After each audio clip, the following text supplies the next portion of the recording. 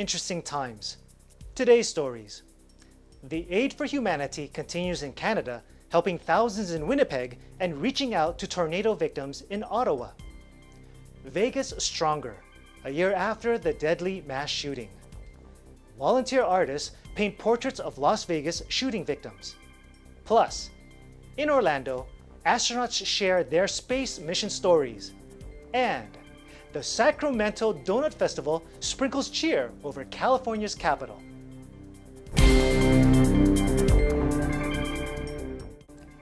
Hello everyone, I'm Alan Basoyahe bringing you stories from around the globe. And this is Eagle News Washington, D.C. Weekend Edition. The Aid for Humanity by the Iglesia Ni Cristo and the Felix Y. Manalo Foundation continues in Canada. In Winnipeg, Indigenous communities received help in a recent outreach mission there. Kathleen May Pangan reports. Did you know that according to Statistics Canada, Manitoba has one of the highest poverty rates in Canada? The 2015-2016 Manitoba Annual Rate Report says in 2014, 232,480 economic families in the province were living in poverty. Manitoba also has the highest rate of Indigenous children living in the poverty in the country. According to Manitoba Annual Report, children in Manitoba experience particularly high poverty rates. For example, in 2014, 1 in 3.5 children, or 85,110 children, were living in poverty in the province. Because of this, through the Aid of Humanity project of the Felix Y. Manalo Foundation, over 3,000 care packages have been prepared to extend help to residents of Winnipeg, Canada. The Iglesia Ni Cristo and the Felix Y. Manalo Foundation are here right now at the Turtle Island Recreation Center, bringing aid to Indigenous people, refugees, and low-income families. It's tremendous, right? They're not just walking away with a package of goods, right? You know, when you're struggling, being able to have that little package, you know, they make it last such a long time. And it's also what it does inside, right? Knowing that somebody cares for you enough to come together to give you this package, and it's just totally heartwarming. I've never been in any other community that has more attempts to help out these people that are marginalized. You can tell this has been going on for the past few hours. It's still going strong. Thousands of people are coming in and out, and they're being greeted so positively, and such a welcoming atmosphere. You know, the Church of Christ is just incredibly hospitable and kind, and I think that really resonates with people. They leave here feeling uplifted from the music and the joy that's radiating from people. Reporting for Eagle News from Central Canada, I am Kathleen May Pangan, and I am one with 25. Thanks, Kathleen. In Ottawa, victims of the recent tornado that devastated the region received help from Iglesia Ni Cristo and FYM Foundation volunteers as residents there try to get back on their feet. Sabir Mofti with the story. On September 21st, 2018, 6 tornadoes hit the Ottawa-Gatineau area.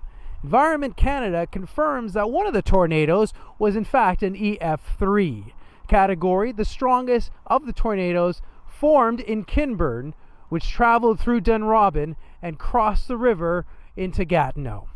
EF3 wind speeds are estimated to have reached up to 265 kilometers per hour.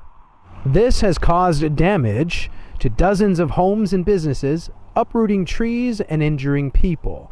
Hydro lines were ruined, leaving hundreds of thousands of residents without power for days.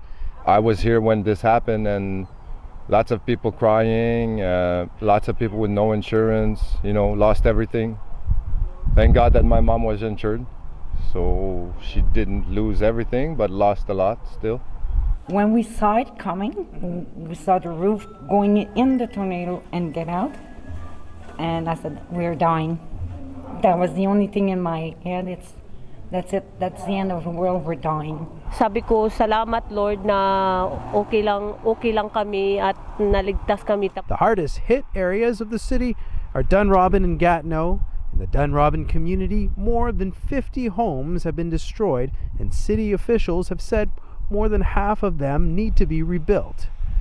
Volunteers have come to help restore the community.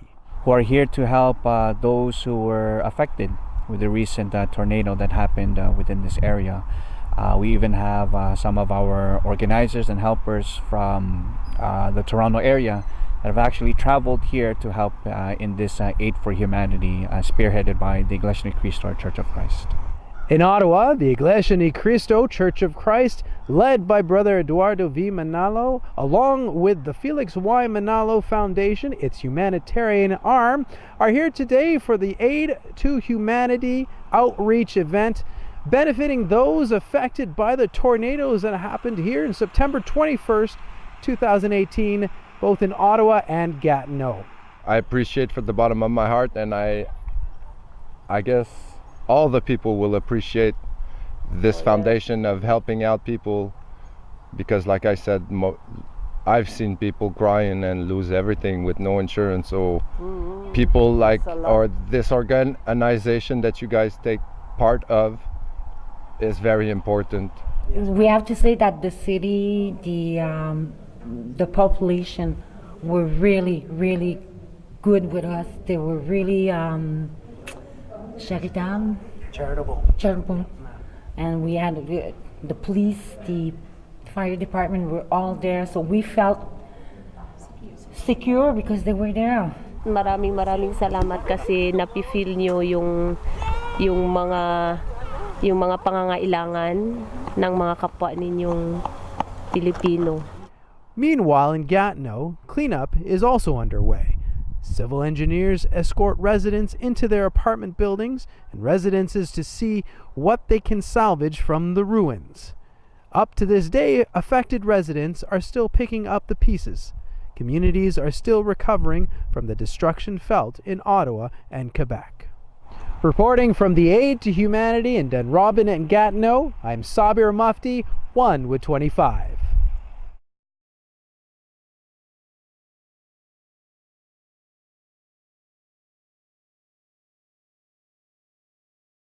Thank you, Sabir.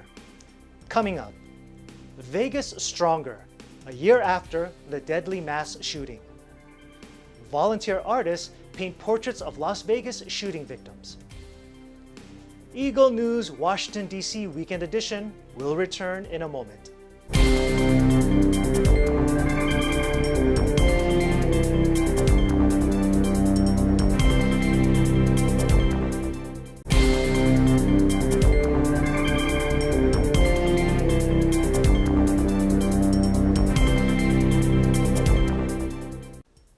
Welcome back. You are watching Eagle News Washington, D.C. Weekend Edition. A year after dozens of lives were lost due to more senseless gun violence, residents of Las Vegas remember the victims and help heal and strengthen those that were left behind. Anna Cui reports. The 1st of October will never be the same for Las Vegas residents. Today, Clark County and Las Vegas Metro Police Department co-host a 1 October sunrise ceremony to remember the lives of the 58 people who lost their lives last year.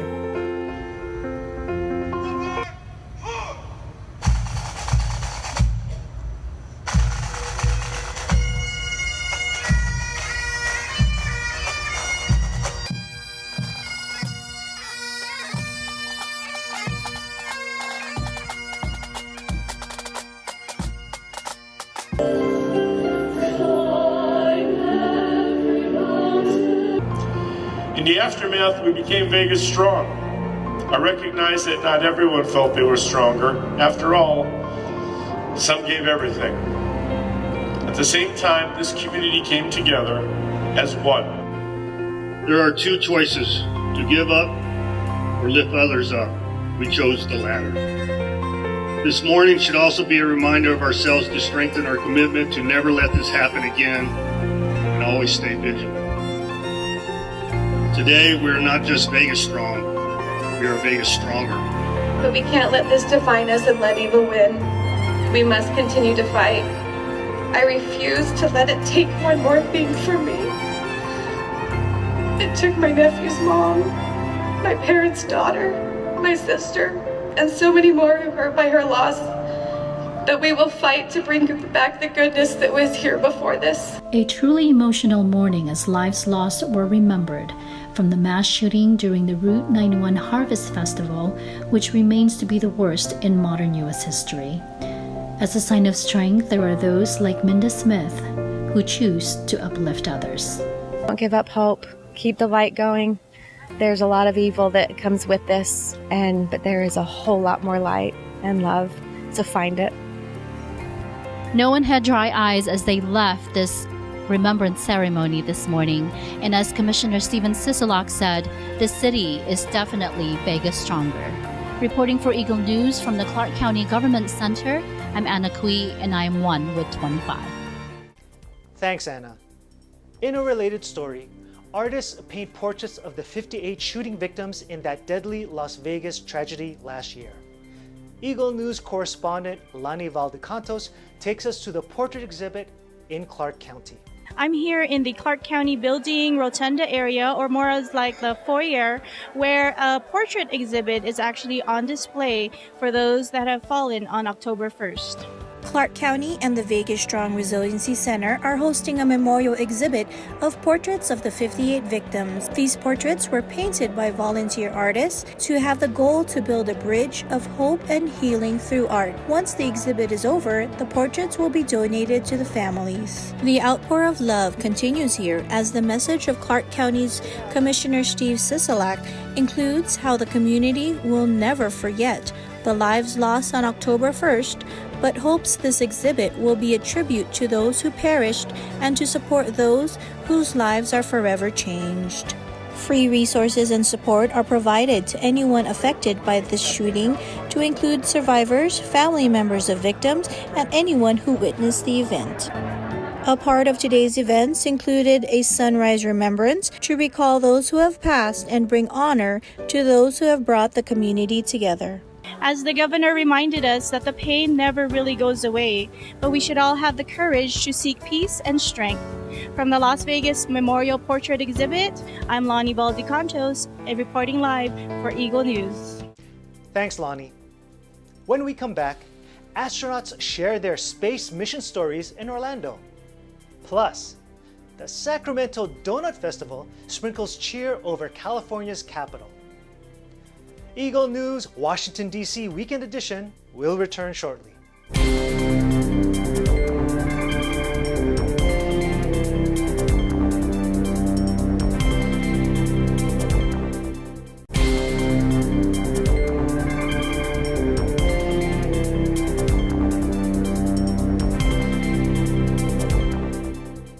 This is Eagle News Washington, D.C. Weekend Edition. I'm Alan Basoyahe.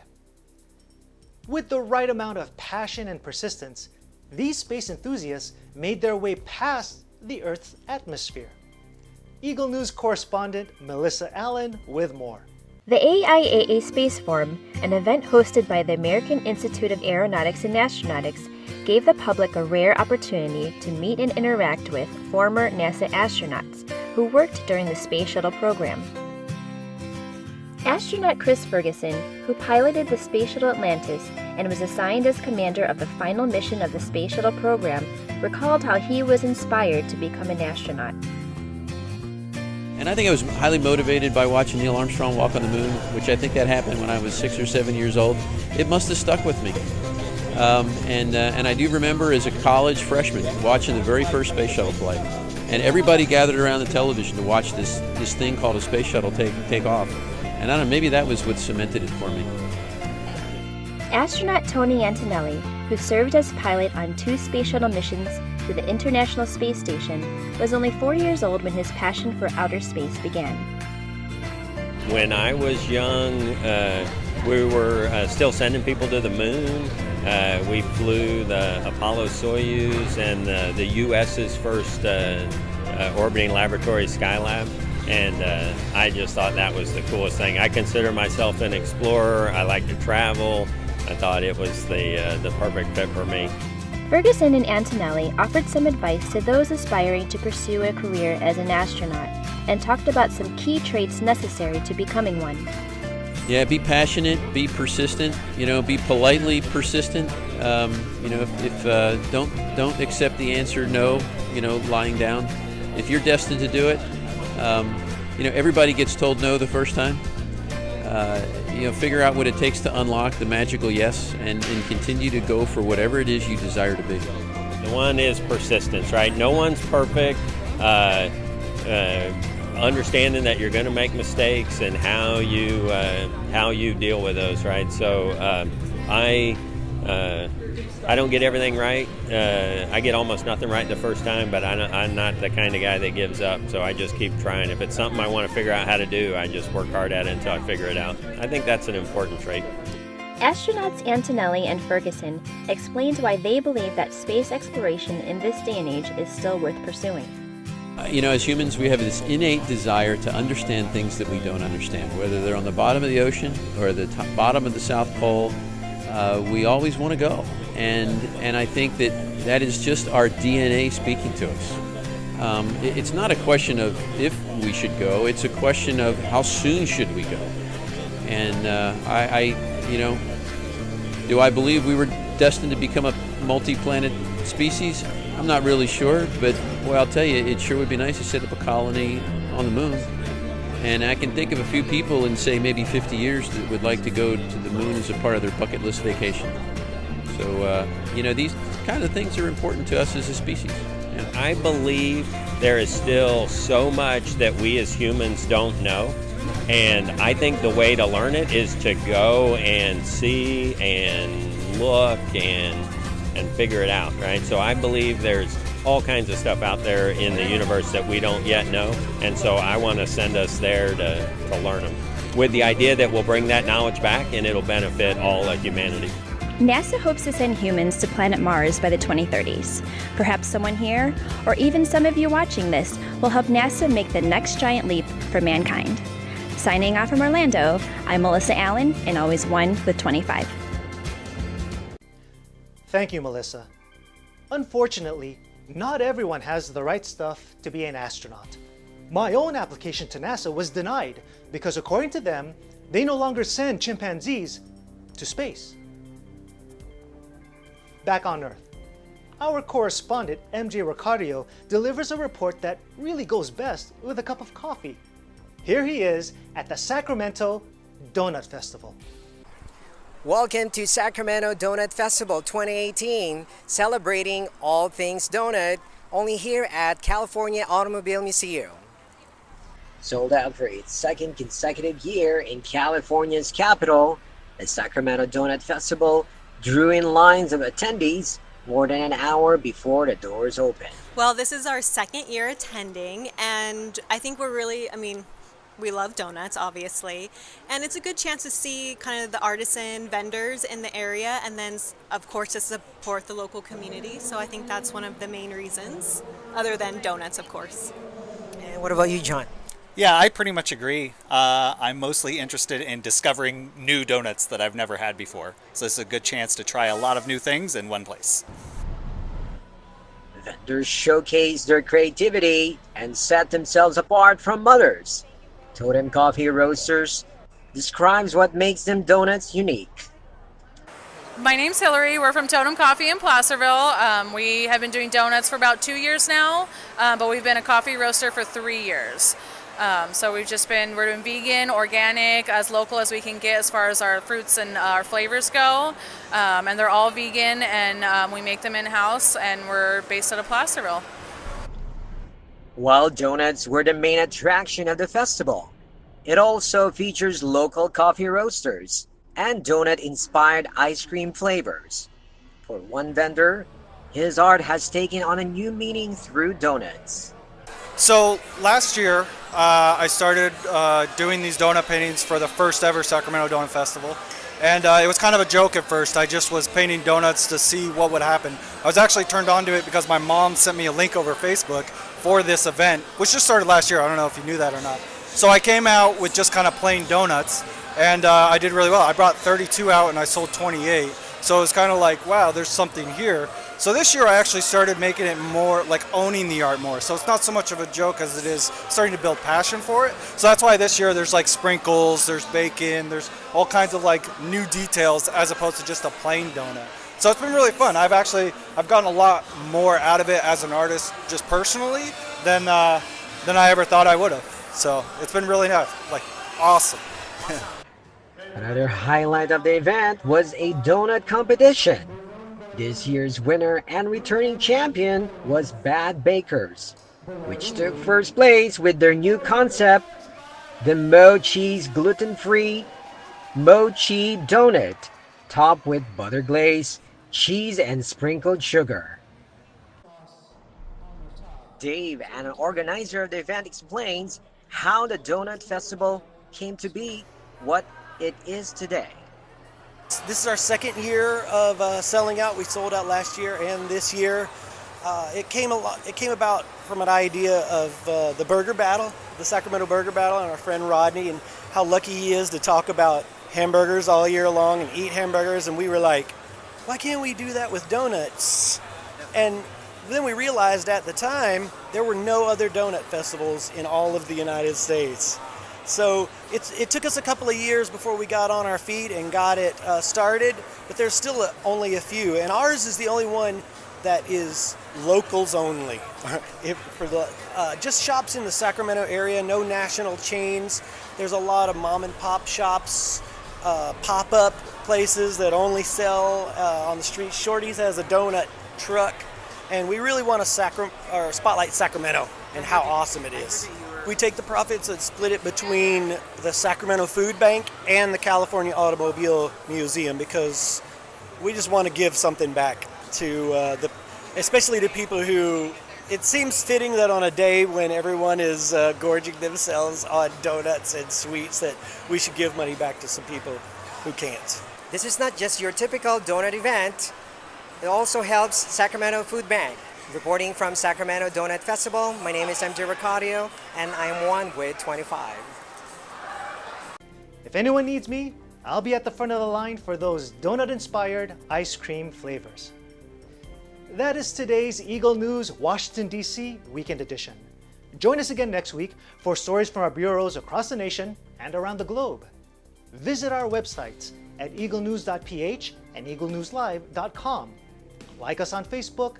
Follow us on Twitter at twitter.com/eaglenewsph. Thank you for watching. I'm Alan Basoyahe. I'm one with 25.